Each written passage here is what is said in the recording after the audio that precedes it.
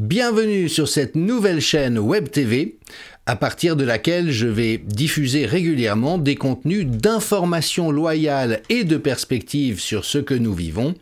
Et la raison qui m'a motivé dans ce projet est simplement le fait que les médias de masse ne font absolument plus leur travail, ils ne servent plus à informer la population, leur seul intérêt, c'est de découvrir ce que les élites qui sont au pouvoir et qui aujourd'hui détiennent toutes les manettes de commande veulent que nous pensions à travers un ensemble de désinformations qu'ils mettent en œuvre de manière absolument spectaculaire. Alors, je m'appelle Jean-Dominique Michel, je suis socio-anthropologue spécialisé en anthropologie de la santé et en santé publique. Jusqu'au printemps 2020, j'étais un expert de réputation mondiale, respecté et reconnu pour la qualité de mon travail, et comme tous mes malheureux confrères qui ont osé s'opposer à des mesures sanitaires complètement délirantes, depuis je suis considéré comme un complotiste en guerre contre la science et qui imagine que tout le monde est pourri. La réalité, évidemment, est plus nuancée. Ce que nous avons vécu est un non-sens sanitaire absolu avec une destructivité sociétale majeure. Et si effectivement autant de gens ont participé de manière active ou passive à cette dérive, ça n'est pas parce que tout le monde est pourri, il y a des pourris à certains endroits et nous les nommerons, mais parce que l'essentiel des gens qui retirent des avantages du système, aujourd'hui n'osent plus s'y opposer, même lorsque leur conscience leur intimerait d'aller en cette direction.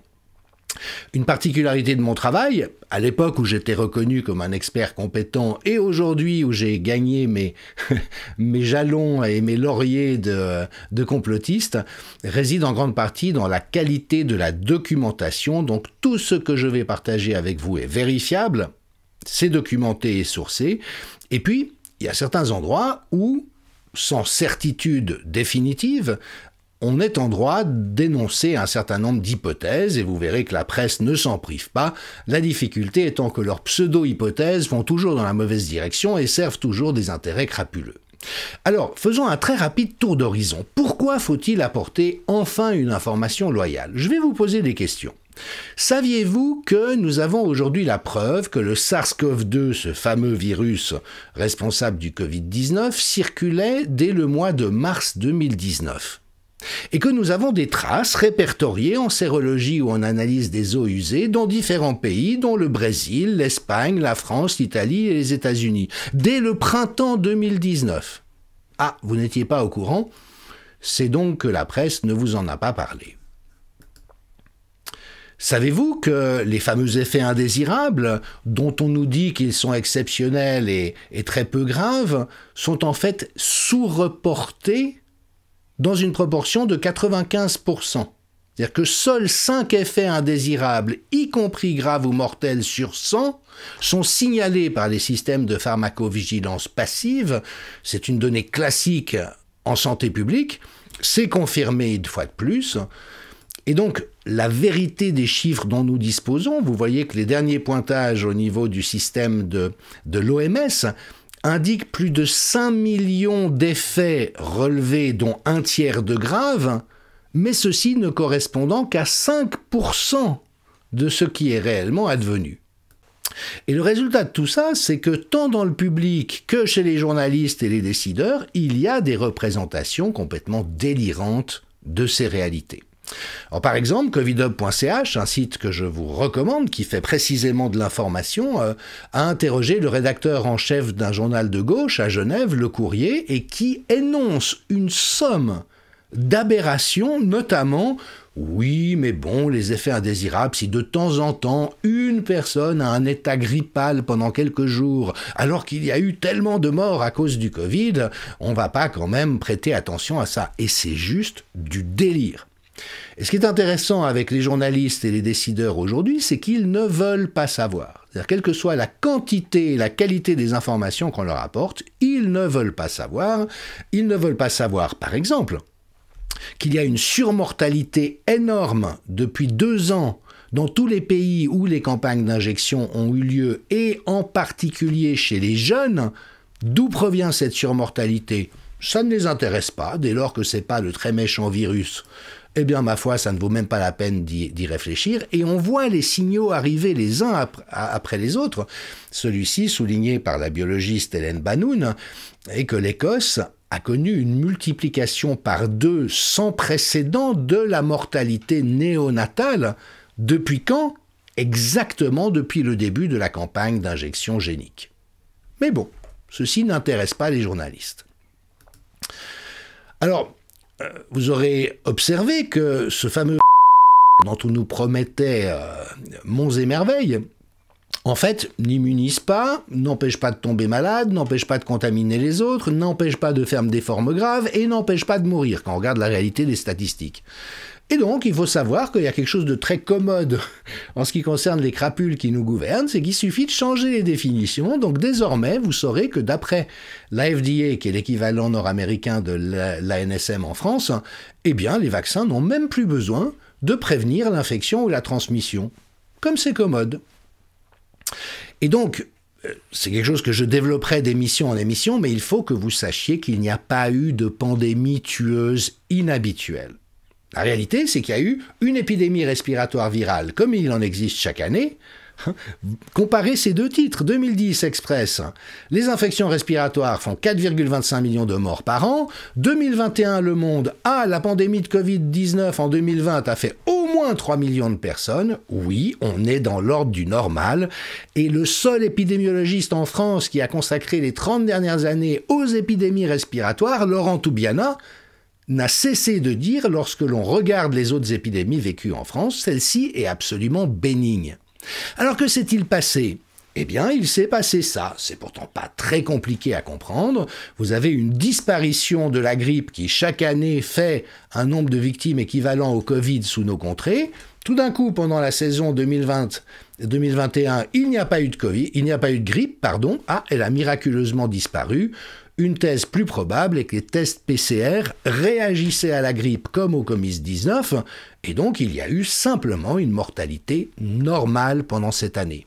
Je me permets de le répéter, en dessous de 70 ans, le Covid-19 a été moins dangereux que l'influenza qui sévit chaque année dans nos contrées. Et pour les plus de 80 ans, on aurait eu moyen de les protéger à hauteur de 80%. Et c'est la privation de soins qui, évidemment, a créé une mortalité importante chez les personnes très âgées ou en fin de vie du fait d'autres maladies. Et ça, bien sûr, les médias ne vous l'ont pas dit. John Ioannidis, qui est l'épidémiologiste le plus cité au monde dans la littérature, dit « Nous sommes en train de nourrir un désastre aux fondations même de la science. Si la science devient une situation dans laquelle quelques personnes soigneusement sélectionnées et par ailleurs pétries de conflits d'intérêts, mais ça, Ioannidis ne le dit pas, qui prétendent savoir mieux que les autres et dire ce qu'est la science et ce que n'est pas la science, nous sommes dans du totalitarisme scientifique et non pas de la science. Quel média mainstream vous a informé du fait que les meilleurs scientifiques au monde considèrent que nous sommes dans un désastre totalitaire en termes de science? Et donc, reprenant les données de la mortalité avec Michael Levitt, qui est prix Nobel de chimie, Ioannidis montre qu'étant donné qu'on a comptabilisé énormément de décès comme dus au Covid, alors que c'était juste des gens qu'on soupçonnait de peut-être éventuellement avoir le Covid, eh ben on a gonflé des statistiques qui sont purement et simplement fausses. Et donc cette narration qui a prévalu dans l'esprit collectif que nous avons échappé à une épidémie terrible, destructrice, que nous avons bien fait de nous terrer, que nos gouvernements ont fait de leur mieux, même si jamais c'était avec certaines maladresses ou erreurs, est purement et simplement faux. La pandémie est une invention, est une construction narrative des médias qui est venue simplement réarranger d'une manière anxiogène à dessein une épidémie respiratoire comme celles qui se produisent toutes les autres années. Alors si vous voulez vous pencher sur les vraies données, allez voir notamment toute cette série de Pierre Chaillot sur le média belge indépendant Kairos, fabrique de la panique, y a-t-il eu une hécatombe? Et il passe en revue, c'est un statisticien hors pair, Il a vérifié ses travaux avec des mathématiciens comme Vincent Pavant, avec des épidémiologistes comme Laurent Toubiana. J'ai échangé avec lui en tant que spécialiste en santé publique. Tout est fiable, documenté, vérifiable. Donc si jamais vous voulez savoir ce qu'il s'est réellement passé, tournez-vous vers lui. Autres exemples. Il y a actuellement une révélation énorme sur l'origine du Covid.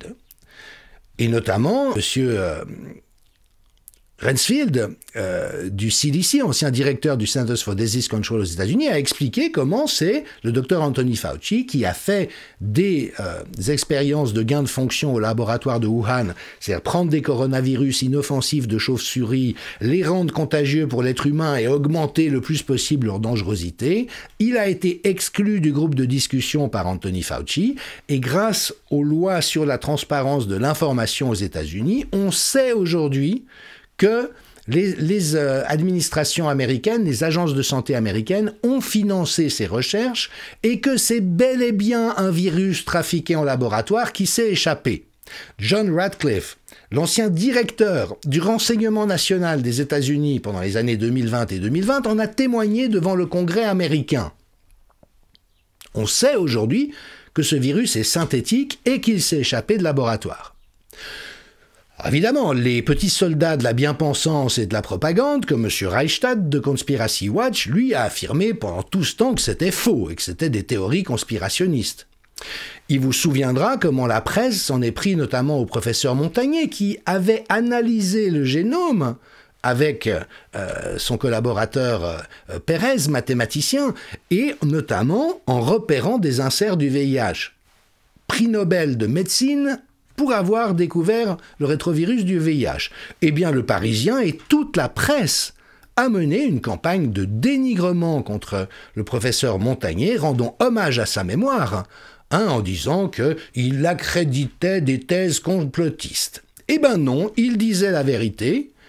Et donc, aujourd'hui, Anthony Fauci, qui s'est rendu coupable de parjure en jurant, sous serment, devant le Congrès américain qu'il n'y avait pas eu d'expérience de gain de fonction à Wuhan, doit finir en prison, sachant qu'il a essayé de camoufler, notamment en soudoyant des virologistes qui ont publié dans la littérature scientifique, donc voyez le degré de corruption, pour dire que l'hypothèse de l'échappement du virus était conspirationniste.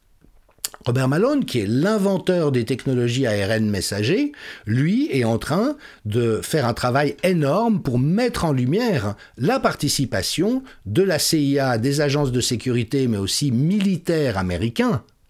Car, le savez-vous, les médias vous en ont-ils informé ? La réalité, c'est que l'origine du SARS-CoV-2 et des technologies vaccinales, entre guillemets ARN messager, sont d'origine militaire. C'est un programme qui s'appelle le DARPA, mené par le Pentagone, qui a financé des boîtes comme Moderna dès 2015-2017 pour qu'ils travaillent sur cette piste. Et c'est pour cette raison, évidemment, qu'en France, le secret défense a été imposé. Une épidémie respiratoire virale n'est pas un problème militaire à ce que l'on sache, sauf que c'en est un, parce que tout ça a été organisé en amont, et le grand professeur de droit, expert en biotechnologie militaire, le professeur Boyle, lui est en train de mettre en lumière toute cette séquence. Nous sommes face à une arme de destruction. S'est-elle échappée de manière accidentelle ou intentionnelle, nous n'en savons rien, mais toujours est-il que ceci est le résultat des délires de ces soldats mal intentionnés qui font joujou avec des virus pour les rendre les plus destructeurs possibles. Alors, le degré d'implication des agences d'État, nous sommes face à ce que le professeur de sciences politiques américain appelle des crimes d'État contre la démocratie, c'est-à-dire que nos gouvernements et les agences nationales de sécurité et militaires conspirent contre les peuples. Alors évidemment, vous allez me dire, voilà, ça prouve que vous êtes complotiste, mais la presse vous a-t-elle informé de tout ce qui suit, qui est entièrement vérifiable ? Vous vous souvenez peut-être que lors d'un débat présidentiel pendant la campagne de 2020, Joe Biden a lancé à Donald Trump Dès lors que l'ordinateur portable de son fils avait été saisi contenant des révélations sur des opérations criminelles dans lesquelles trempe le clan Biden tout entier, Joe Biden lui-même, le président des États-Unis trempe dans des opérations criminelles, il faut quand même mettre à jour un petit peu notre représentation des choses, eh bien Joe Biden avait lancé à Donald Trump « J'ai une déclaration de 50 directeurs et agents de la CIA qui me disent que l'information sur le laptop de mon fils est une manipulation russe. » Vous vous souvenez de ça ou bien ? La terre entière en a été témoin. Eh bien, que s'est-il passé ? C'était le clan Biden, le camp démocrate, qui a demandé à ses 50 agents de signer cette déclaration qui ne reposait sur rien. C'était un faux grossier visant à manipuler l'opinion publique, même le Daily Mail. Regardez. C'était de la désinformation pour aider Joe Biden à gagner la campagne électorale. Quand des agences comme la CIA ou le FBI, ou en France la DGSI, s'impliquent pour fausser le jeu politique et obtenir le résultat qu'ils veulent, à ce que je sache, nous ne sommes plus entièrement en démocratie. Et donc le FBI s'est impliqué dans cette opération aussi pour contraindre les réseaux sociaux, qui tous ont été complices jusqu'à ce qu'Elon Musk rachète Twitter, pour censurer toutes les informations, même véridiques, circulant au sujet de l'ordinateur de Hunter Biden. C'est-à-dire qu'il y a eu une collusion entre les services de l'État, les grandes entreprises et des mandataires, et cette collusion en sciences politiques s'appelle le fascisme. C'est la définition en philosophie politique et morale du fascisme. Et donc, il faut comprendre que le FBI a conspiré pour censurer des scientifiques éminents qui disaient des choses vraies, des informations véridiques publiées par des journalistes qui, quant à eux, faisaient leur travail. Et Jay Bhattacharya, qui est épidémiologiste à Stanford, qui est un des meilleurs épidémiologistes à l'heure actuelle, lui, il faut entendre ça, sujet après sujet, fermeture des écoles, masques, immunité retrouvée, blocage de la transmission des vaccins, l'administration Biden et le système de censure mis en place depuis le FBI a été la première source publique de désinformation. Elle a eu besoin d'un vaste régime de censure pour mettre en œuvre son idéologie. Alors je vous pose la question, est-ce que les médias mainstream, ceux que nous payons de notre poche, soit parce que ce sont des médias publics, soit parce qu'ils sont subventionnés par les gouvernements, vous ont jamais informé de ces réalités-là? Est-il acceptable qu'ils participent à l'occultation de la vérité? Dans une audition au Congrès, un représentant a demandé à Jay Bhattacharya, dont je viens de parler, quel effet la censure médicale a-t-elle eu sur la profession et le domaine scientifique en général? Et Bhattacharya a répondu « Ça a été un désastre. Nous avons volé au peuple américain la possibilité d'avoir un débat intelligent, une vraie discussion basée sur des données honnêtes. La censure tue la science. » C'est ce que nous avons vu en France où le gouvernement a harcelé Didier Raoult et Christian Perron alors que c'étaient les experts les plus compétents pour donner des informations sur l'épidémie et on voit a posteriori qu'ils ont eu raison sur toute la ligne. Alors voilà, la science est prise en otage et les médias sont le virus. Tucker Carlson, qui est le seul aux États-Unis qui faisait un vrai travail de révélation de ce que tous les autres médias refusent de couvrir, un peu comme André Berkoff en France au niveau des médias qui ont une audience importante, ou Pascal Praud dans une certaine mesure, sa toute dernière chronique sur Fox News s'intitulait « Les vaccins, les médias, la corruption et la vérité ». Et il disait « Les médias sont sales et malhonnêtes. Ils sont corrompus. Ils touchent 75% de leurs revenus publicitaires aux États-Unis des compagnies pharmaceutiques. Ils sont prêts à ce que vous subissiez des conséquences dans votre corps, que vous soyez blessé par des effets indésirables, pour ne pas contrarier leurs annonceurs. » Bon, ça lui a coûté son poste. Et la première intervention qu'il a faite sur Twitter le lendemain, qui a fait 40 millions de vues si je me souviens bien, il disait « Une chose que vous remarquez, c'est que les débats que vous voyez à la télé ne sont pas libres. La presse n'est pas libre. Ils ne parlent jamais de l'essentiel, ils n'abordent jamais que des sujets périphériques. » Alors, par exemple, Le Temps en Suisse, qui fut un grand quotidien et qui maintenant est juste un organe de propagande comme les autres, vient d'être primé aux Swiss Press Awards 2 journalistes qui ont enquêté sur des maltraitances dans un foyer pour enfants autistes dans la région de Genève. Bravo! La lutte contre la maltraitance, vous ne trouverez pas personne plus acquise à l'importance de cela que moi-même. Mais c'est anecdotique. C'est très important pour les personnes qui vivent, mais ça ne vous informe absolument pas sur le monde, sauf qu'il peut y avoir des maltraitances dans certains foyers. Mais le même temps a fait un forcing de propagande pour que le peuple suisse, qui peut voter sur ce genre d'objet, accepte le pass sanitaire, en disant « le retour à la normalité passe inévitablement par ça ». Mais ces journalistes sont-ils neutres ? Sont-ils ouverts d'esprit? Se posent-ils des questions? Vont-ils demander à des personnes comme moi et d'autres les objections éventuelles?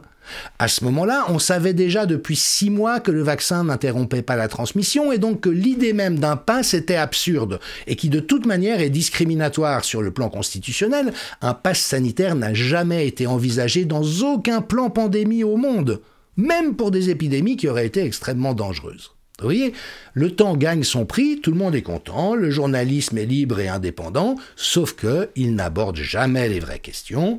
Et c'est ce qu'a relevé Tucker Carlson, les guerres, les libertés civiles, la science émergence, l'honnêteté de la science, le changement démographique, le pouvoir des entreprises, la corruption, les ressources naturelles.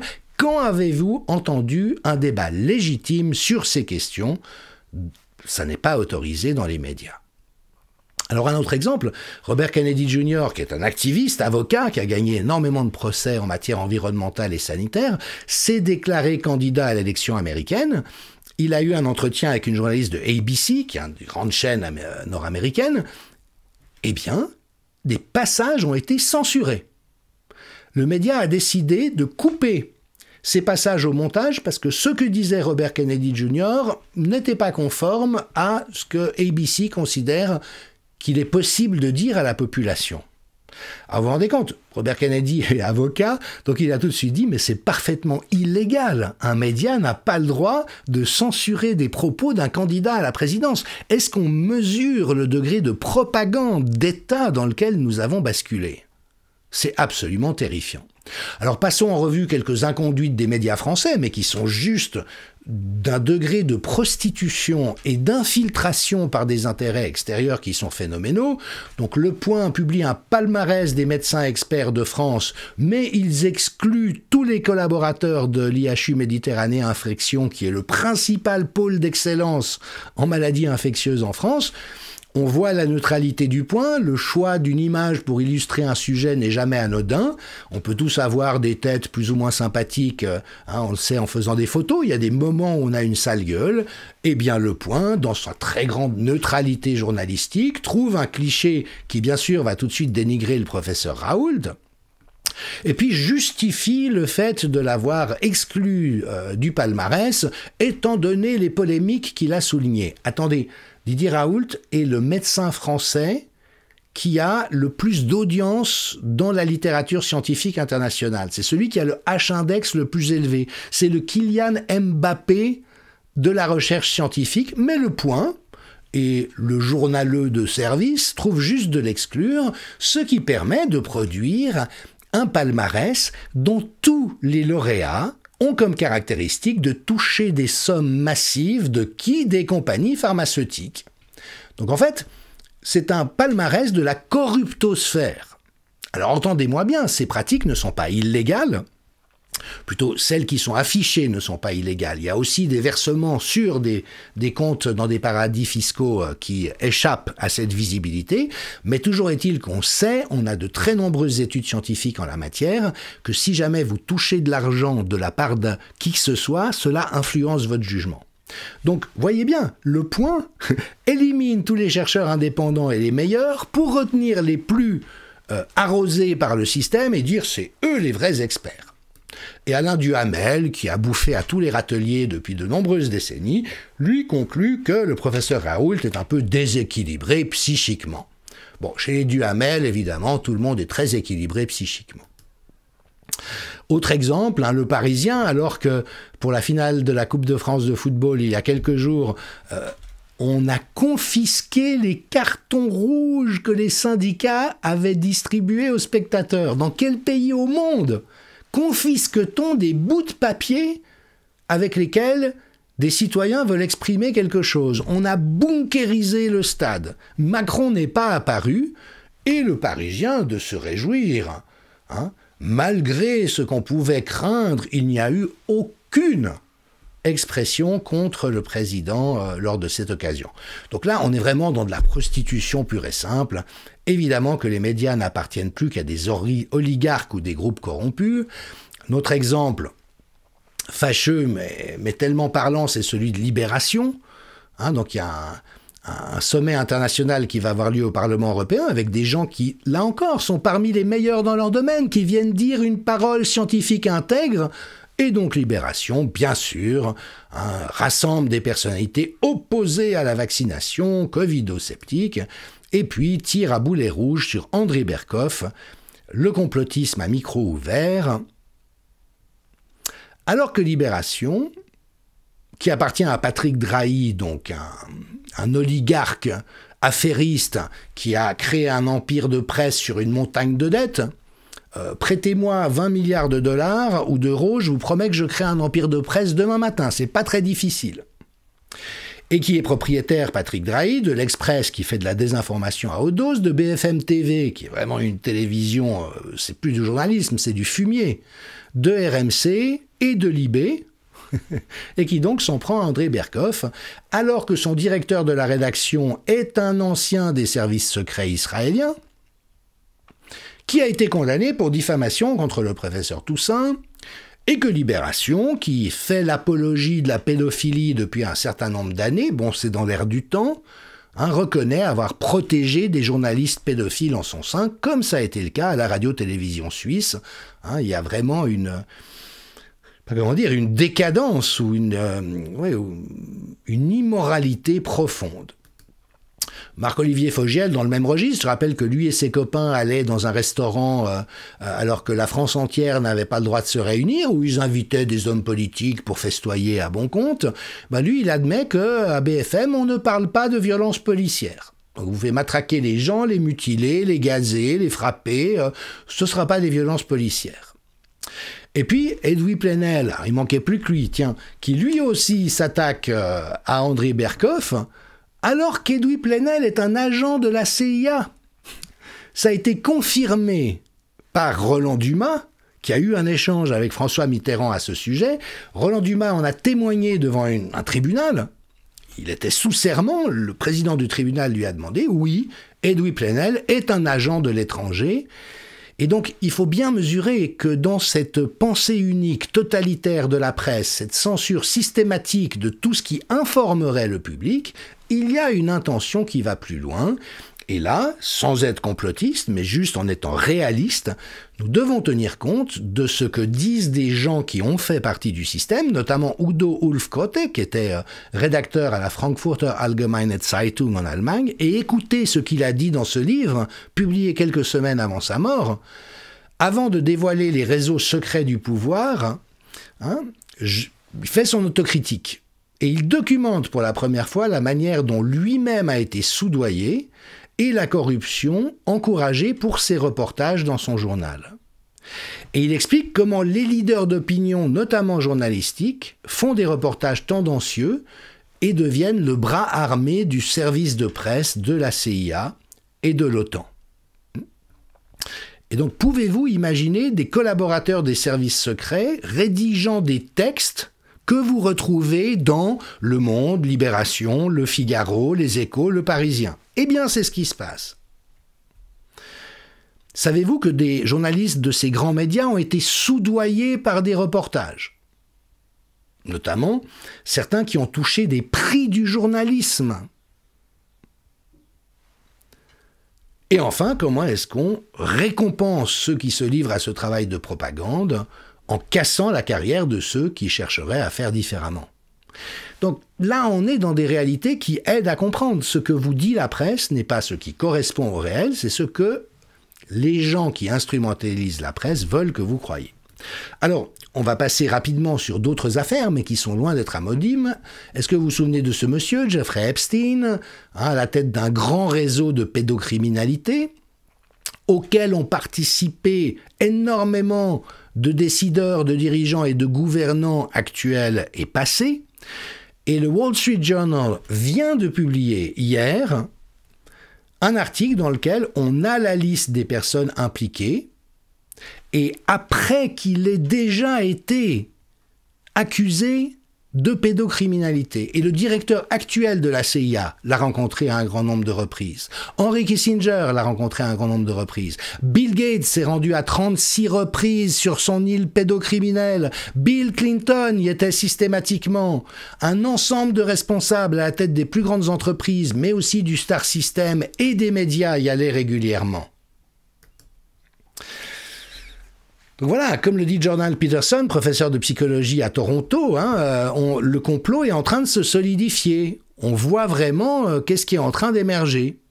Et donc, voilà, Noam Chomsky, le grand contestataire marxiste, qui n'a pas arrêté d'encourager la vaccination anti-Covid, enfin la vaccination entre guillemets, et comme on l'a dit, le directeur de la CIA, et comme le reflète Jeffrey Tucker, qui est à la tête du Brownstone Institute aux États-Unis, si vous n'avez pas encore compris, Epstein était un agent de la CIA et du Mossad. Et ce qu'il faisait, c'est qu'il invitait des personnalités sur son île pour les filmer dans des ébats pédocriminels avec des enfants et des adolescents, de sorte à pouvoir les faire chanter par la suite. Voilà. Si vous n'avez pas compris ça, si vous n'avez pas compris pourquoi la presse ne vous dit rien ou noie le poisson, c'est là encore que vous êtes d'une naïveté confondante. Et Tucker Carlson avait souligné que Epstein est censé s'être suicidé en prison, mais que dans la prison la plus sécurisée de tous les États-Unis, les caméras vidéo sont tombées en panne et tous les appels avec le 911, c'est-à-dire le système d'ambulance, n'ont pas été enregistrés. Il n'y a plus aucune trace.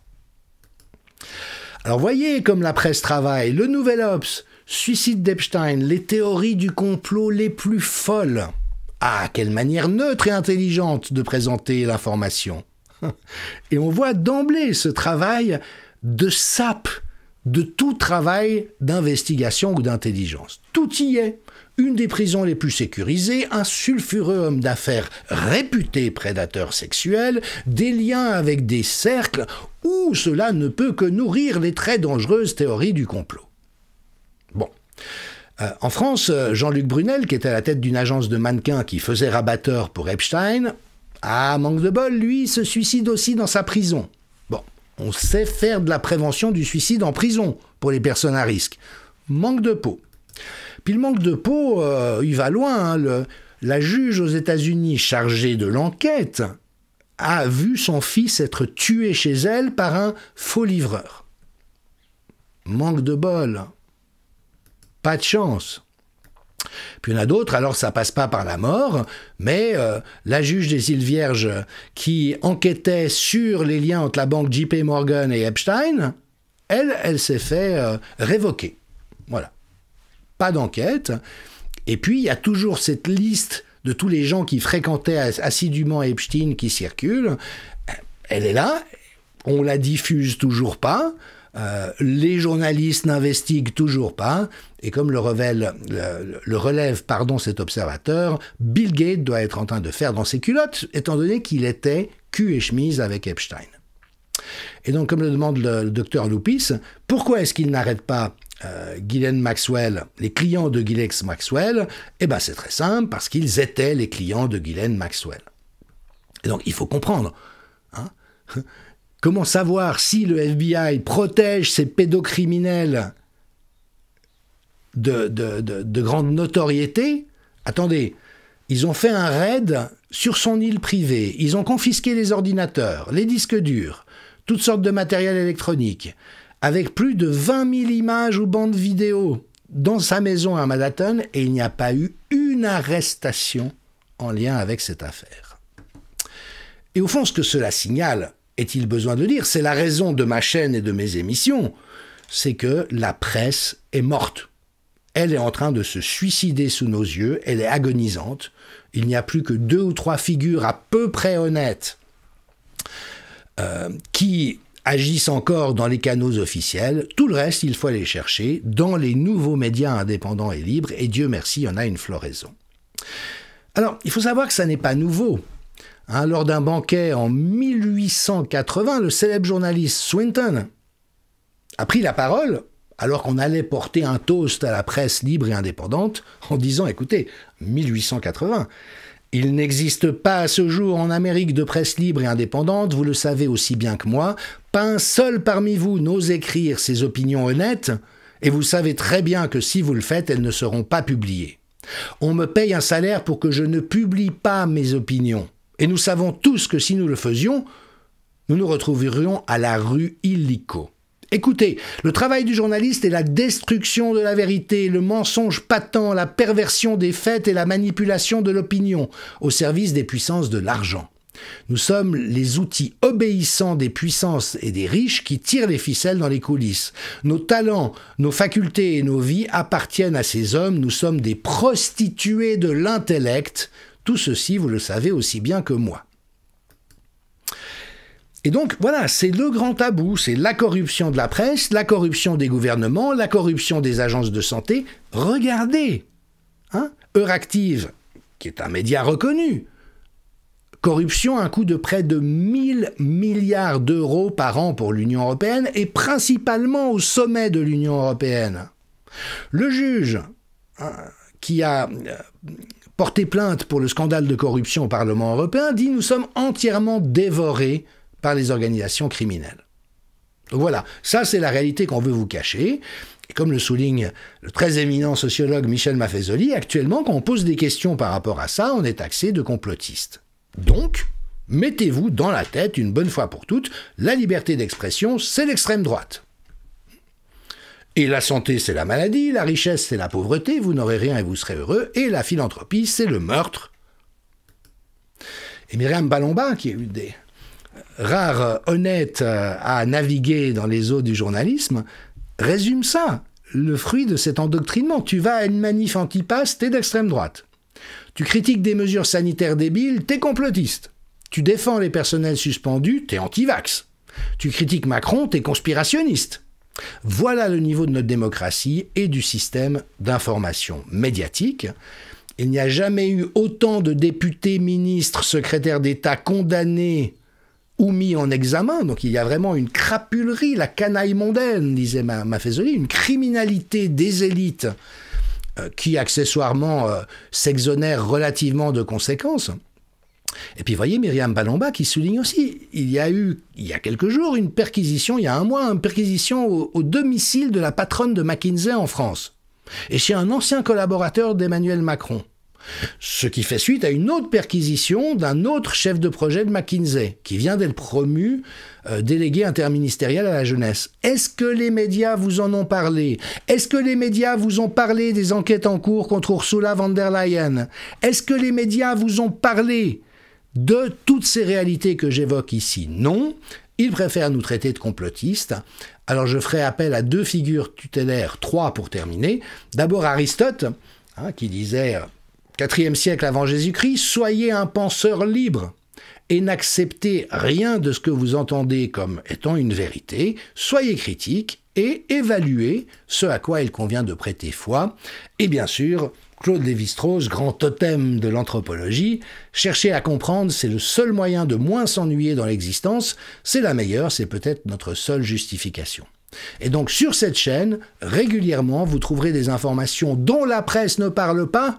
Enfin, en ce jour du 1er mai, fête du travail, sachant que les élites, notamment médiatiques, détestent le christianisme, eh bien, je terminerai par un hommage à Saint Joseph, patron des honnêtes travailleurs, en souhaitant qu'il nous inspire toutes et tous. Merci.